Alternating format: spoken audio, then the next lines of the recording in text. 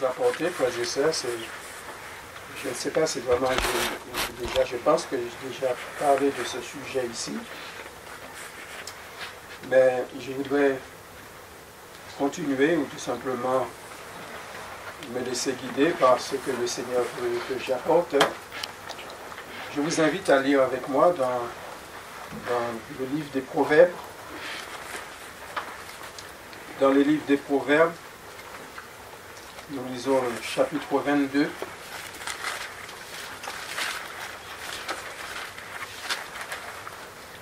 Livre de Proverbes, le chapitre 22, nous lisons à partir du verset 4.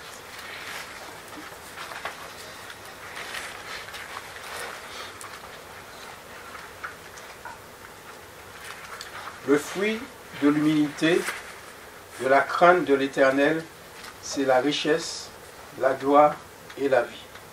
Je le relis. Le fruit de l'humilité, de la crainte de l'Éternel, c'est la richesse, la gloire et la vie. J'ai intitulé ce message « Le fruit de l'humilité ». Le fruit de l'humilité. Dans notre version, il est dit « La récompense de l'humilité ». Le fruit, la récompense.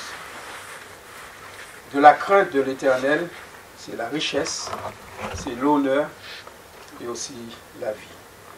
Vous savez, l'humilité, quand la parole de Dieu nous parle d'humilité, l'humilité, on ne peut aussi penser qu'il est le contraire de l'orgueil, l'orgueilleux.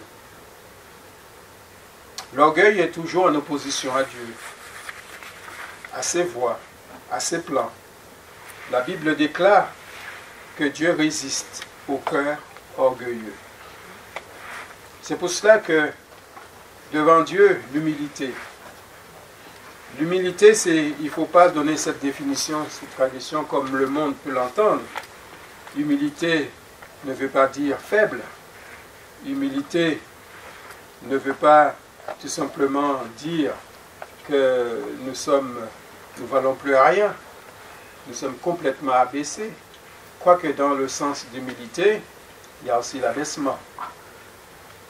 L'humilité, c'est un sentiment et c'est un état d'esprit de quelqu'un qui a conscience de ses insuffisances, de ses faiblesses, et est porté à se rabaisser de ses propres mérites, avouer ses fautes avec humilité, selon le dictionnaire Larousse. Voilà, c'est cette définition. Mais, il parle de quelque chose que nous pouvons aussi nous arrêter dans les synonymes, c'est l'effacement, c'est la modestie, et c'est vrai que c'est le point qu'on va le retrouver aussi dans l'humilité. Vous savez, dans 1 Pierre, chapitre 5, verset 5, il nous est dit, de même, vous qui êtes jeunes, soyez soumis aux anciens, et tous, dans vos rapports mutuels, revêtez-vous d'humilité. Car Dieu résiste aux orgueilleux, mais il fait grâce aux hommes. Il nous a dit, vous qui êtes jeunes, oui, il y a différentes phases de l'âge, de se soumettre aux anciens. Là, le mot soumettre, on pourrait remplacer par respect. Respecter les anciens. Mais vous savez, le respect, c'est mutuel. C'est rapport de deux côtés. Vous me comprenez? Nous devons, sur le plan spirituel, respecter les anciens dans la mesure que, voilà, ils sont là avant nous. Ils sont là avant nous. Il y a des choses à nous apporter aussi de la vie. Pour l'ancien chrétien, il y a des choses à nous apporter de la part de Dieu. Et le Seigneur nous appelle à nous revêtir d'humilité. Nous revêtir. C'est-à-dire qu'il faut que ce soit un habit. L'humilité doit faire partie de tous les autres habits qui sont sur nous. C'est-à-dire que je devais me promener avec cette humilité.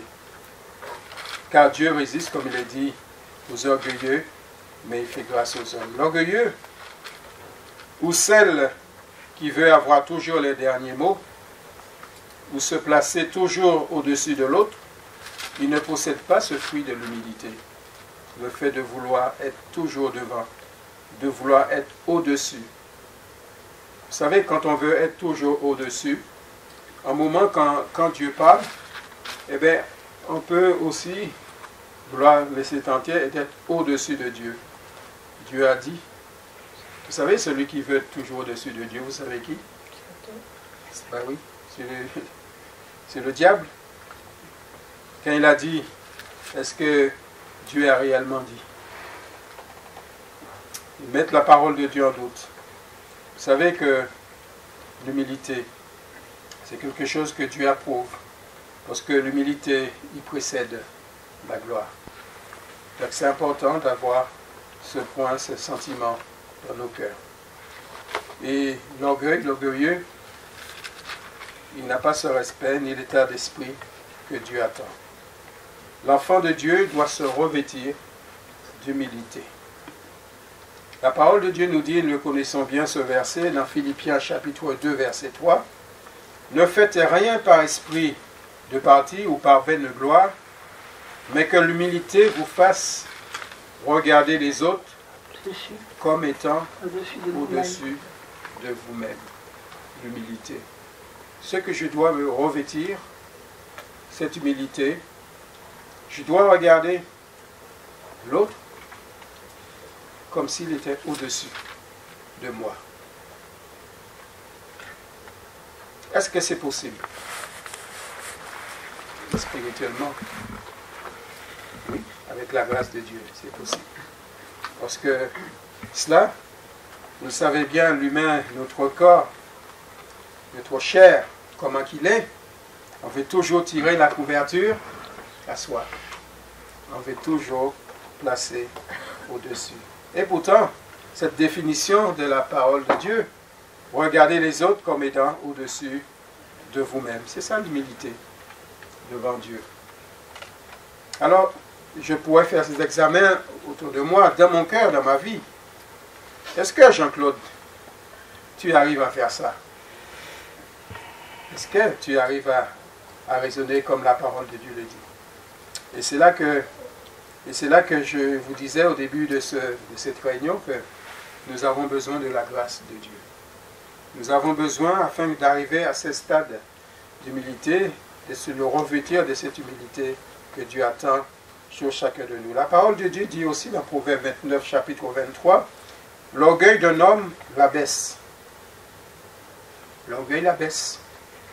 Mais celui qui est humble d'esprit obtient la gloire. Et c'est vrai que nous avons lu le fruit de l'humilité, non seulement la richesse, la gloire, mais aussi la vie. Donc c'est le résultat, c'est la récompense, ce qui constitue ce fruit de l'humilité. Vous savez que toute grâce, oui, descend d'en haut, toute grâce descend d'en haut, du Père de lumière.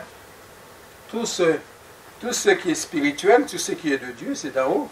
Et tout ce que nous devons rechercher, c'est en haut, c'est pas en bas. C'est pas, nous ne pouvons pas chercher à satisfaire, je vais dire, nos désirs, même nous remplir quand nous voulons rechercher quelque chose dans nos vies. Nous voulons nous rechercher cela d'en haut. Le fruit de l'humilité, le respect pour Dieu, véhicule la vie de Dieu en nous. Et sa gloire se manifeste aussi dans nos vies. La gloire de Dieu. Il fait grâce aux humbles. Et la richesse d'en haut, et la richesse est pour nous. Quand Jésus parle de la richesse, c'est bien fait. La richesse d'en haut que nous voulons rechercher, c'est le trésor d'en haut, frères et sœurs. Ce n'est pas ce qui est sous la terre. Vous savez, le monde, je l'ai déjà dit ici, eh bien, il court. Le monde est véhiculé par l'argent. Sans le savoir, et quand vous regardez tout autour de vous, l'enjeu est financier. L'argent, c'est toujours l'argent. Tout ce qui se passe, tout ce qui se fait. Vous savez, oui, vous allez me dire, oui, on a besoin de l'argent. Oui, de l'argent pour manger. Pour acheter, c'est qu'on a peut-être pour remplir nos frigidaires.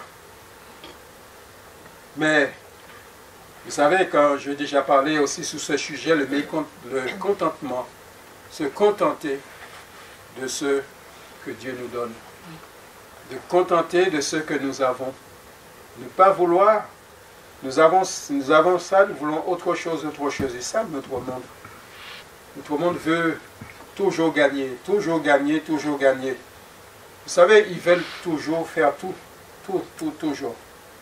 Vous savez, même dans la progression, dans la technologie ou autre, ils veulent toujours aller. Nous courons. Ils courent. Pour aller où? Pour aller où? Vous êtes comme moi, quand vous voyez l'information, ça court. De progrès en progrès.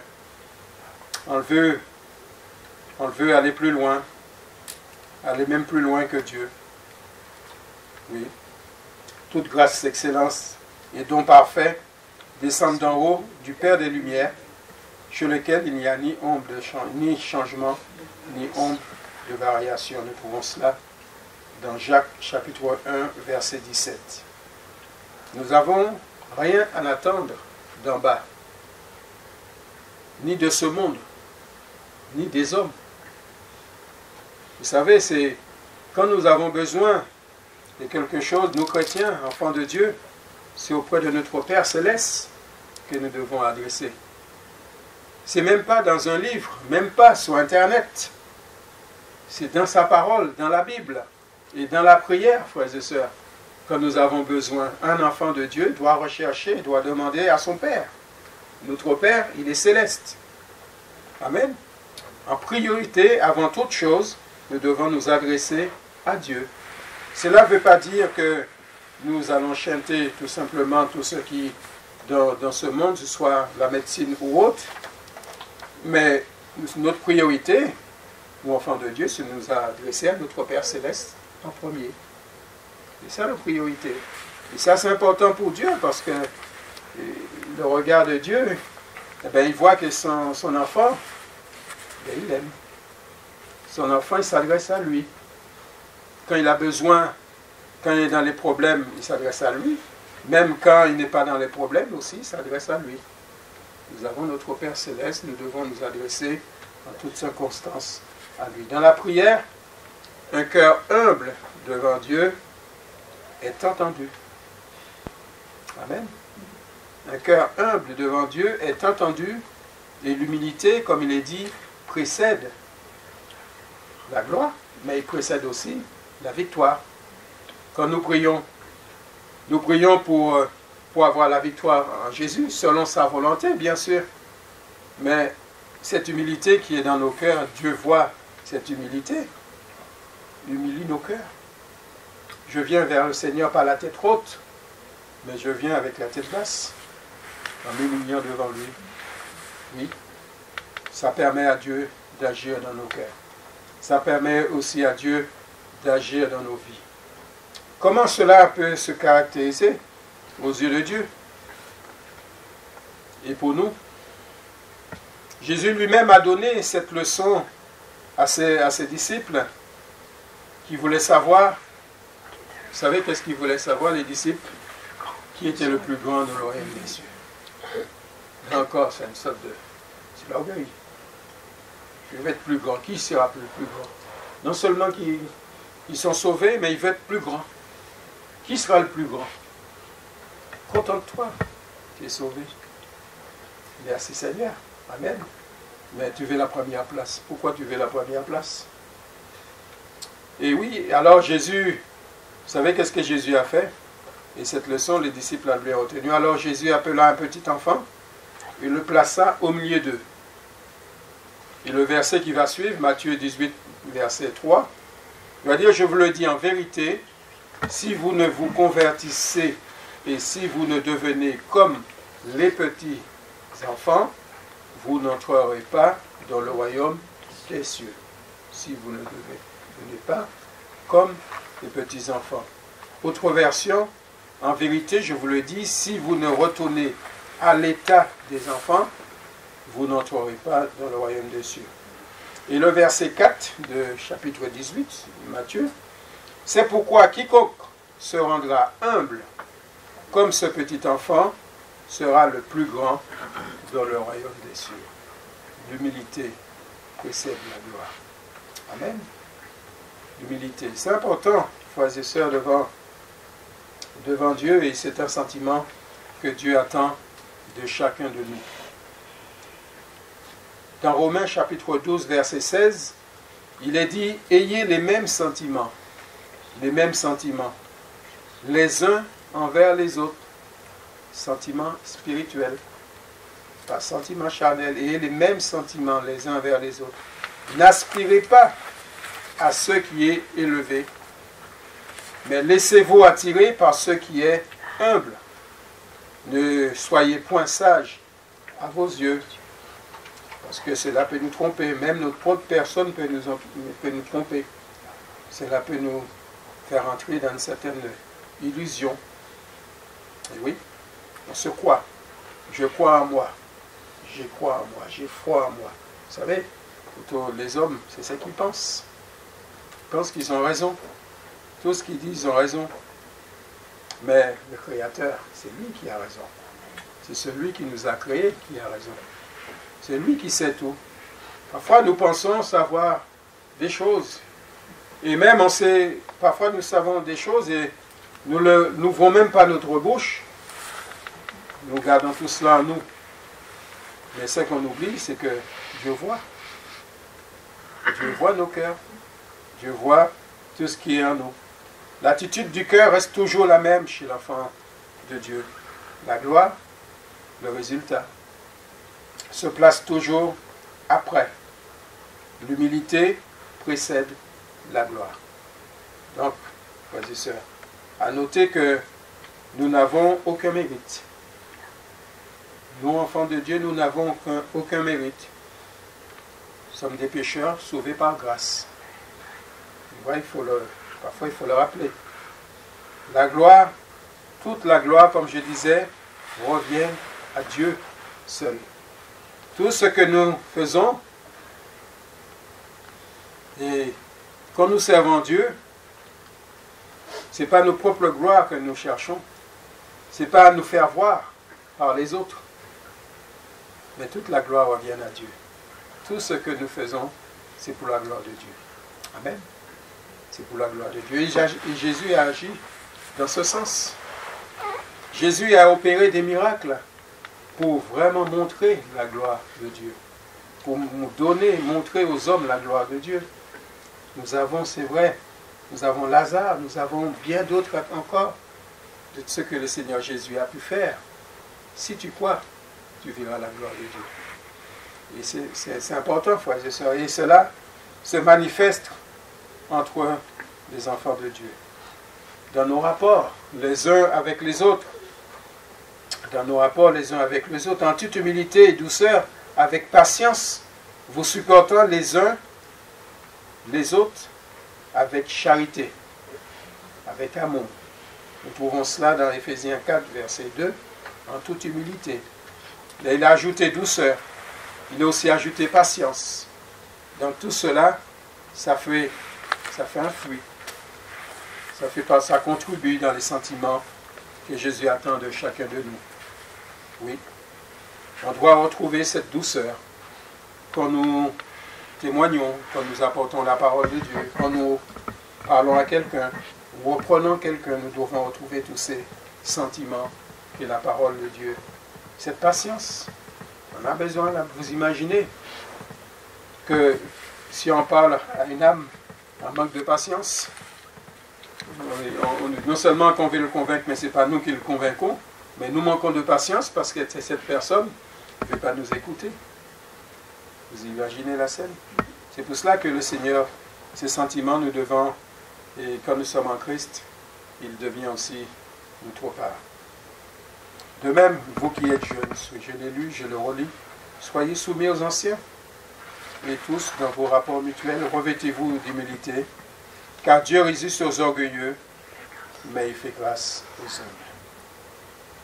L'humilité, dans sa définition, nous l'avons lu aussi, face à la parole de Dieu, vous fasse regarder les autres comme étant au-dessus de vous-même.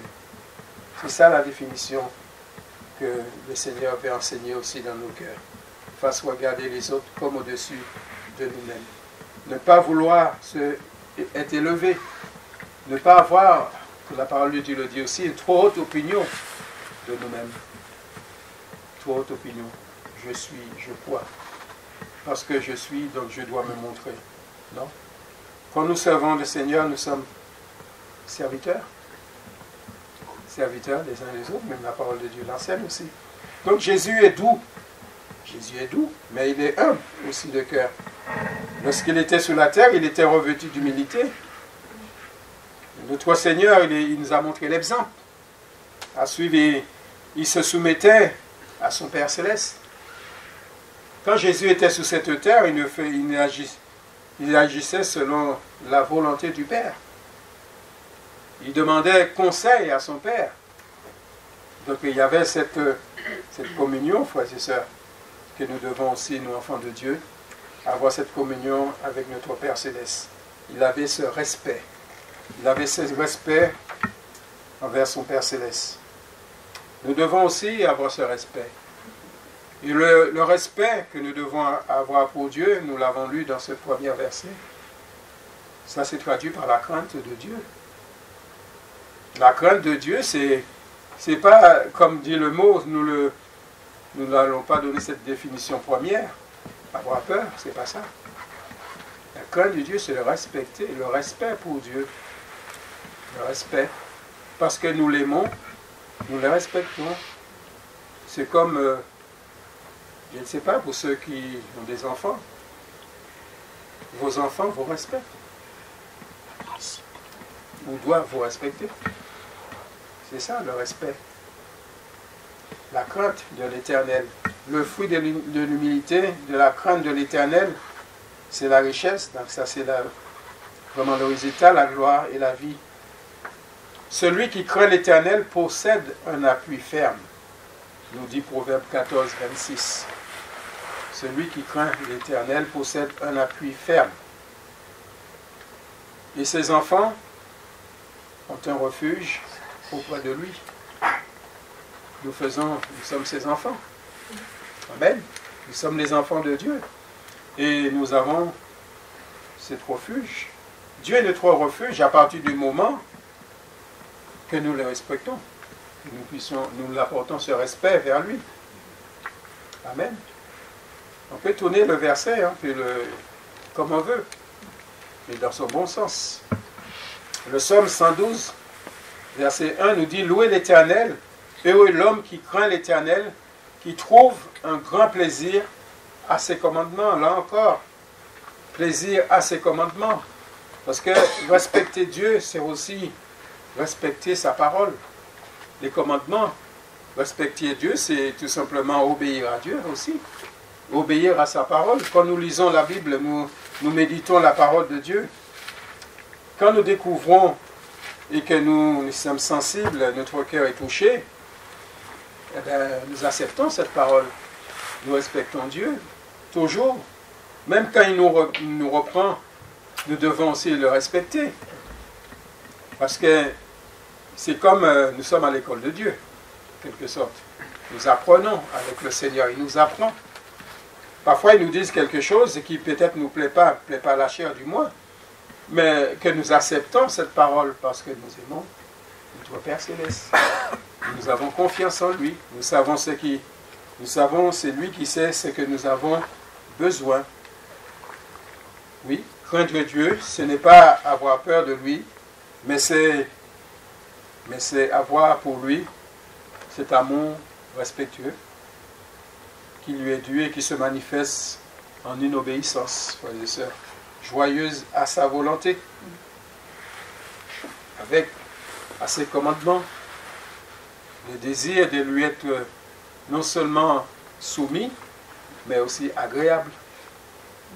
Nous voulons être agréables à notre Dieu. Craignez Dieu et donne-lui gloire.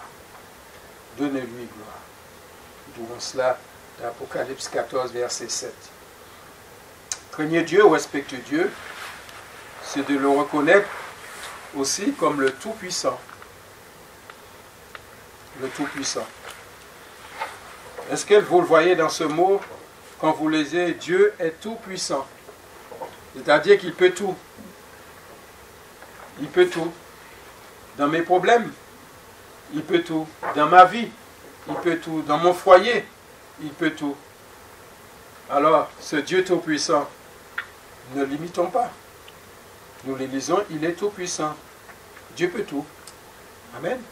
Nous le chantons, Dieu peut tout. Il peut tout. Mais est-ce que nous le croyons? Est-ce que nous le réalisons? Les paroles que nous chantons. Là, c'est là qu'il y a cette différence, ce décalage. Je dis, mes lèvres le prononcent, que Dieu peut tout. Rien n'est impossible à mon Dieu. Rien n'est impossible à mon Dieu pour ma vie. Rien n'est impossible pour mon Dieu, pour mon foyer. Aussi, amen. Nous sommes des chrétiens, nous vivons par la foi. Alors, accepte cette parole par la foi. Et Dieu peut tout. Et je le prends parce que Seigneur, tu peux tout. Tu es le Tout-Puissant. Donc celui qui peut tout, qui sait tout, donc lui donner toute la gloire, qu'il le revienne, tout simplement. Lui donner toute la gloire à Dieu. Nous n'avons, comme je le répète, aucun mérite. Le fruit de l'humilité, de la crainte de l'Éternel, c'est la richesse. La richesse, mais d'en haut. La gloire à Dieu. La gloire, nous pouvons remplacer aussi la victoire pour nous. Ça fait partie du résultat. Et aussi la vie. Le Seigneur nous donne la vie. Jésus est la vie. Jésus vit en moi. S'il est la vie, donc j'ai la vie en Christ. Amen. Vous me comprenez? Dans le sens où je vais y aller. Jésus, non seulement qu'il est le chemin, il est la vérité. Parce que si vous voulez savoir si quelque chose est vrai, il faut avoir Jésus. Il faut rechercher ce que dit Jésus. Au moins, il n'y a pas de mensonge qui va être dit. Et vous allez bien orienter. Donc, recherchez Jésus. Pour vous qui n'avez pas encore donné votre cœur à Jésus, que vous voulez savoir la vérité, acceptez Jésus de votre cœur. Tout simplement. Parce qu'il est le chemin, il est la vérité, qui est aussi la vie. Amen. Mais toi, Seigneur, tu es un Dieu miséricordieux et compatissant. Notre Seigneur, il est là à la colère. Il est dit qu'il est riche en bonté et en fidélité. Notre Dieu, il est fidèle. Vous savez, malgré notre infidélité, Dieu demeure fidèle. Dieu connaît nos faiblesses. Dieu connaît toutes choses en nous. Nous ne pouvons pas cacher les choses à Dieu. Vous savez, à un moment de ma vie, la conscience me reprenait et je n'étais pas dans la volonté de Dieu, je n'étais pas dans la voie de Dieu, mais ça me travaillait. Alors qu'est-ce que j'ai fait? Je me suis humilié devant Dieu, frères et sœurs. Je me suis humilié, je reconnais mon tort. Je ne me suis pas placé au-dessus de Dieu, mais je reconnais. La foi, Dieu sait. Parce que sinon, je n'allais pas faire le poids. Devant Dieu, c'est lui qui a toujours raison. Je n'ai pas fait le poids, je ne fais que m'humilier, demander pardon au Seigneur. Oui, et le Seigneur est celui qui il pardonne. Quand il voit que celui qui s'approche de lui avec un cœur sincère, le désir de s'en sortir, alors le Seigneur répond. Amen. Le Seigneur répond. Nous sommes rendus justes en Jésus. En lui, nous avons tout. Il est notre modèle, il est notre richesse, notre gloire, il est aussi la vie. Alors, ma demande et notre souhait ce matin, Seigneur, revêt-moi tout simplement des sentiments qui étaient en toi. Amen. Nous pouvons le faire tous. Seigneur, revêt-moi de tes sentiments. Les sentiments que tu as en toi, soient en moi. Alors là, c'est sûr, dans les sentiments, il va y avoir l'humilité. Il va y avoir ce revêtement qui va être aussi dans ma vie. Alors, c'est vrai, nous connaissons ce verset, je le relis, je le laisse pour vous. Philippiens 2, verset 5. Ayez en vous les sentiments qui étaient en Jésus-Christ. Amen. Que Dieu soit béni. Oui, Seigneur, merci pour ta parole.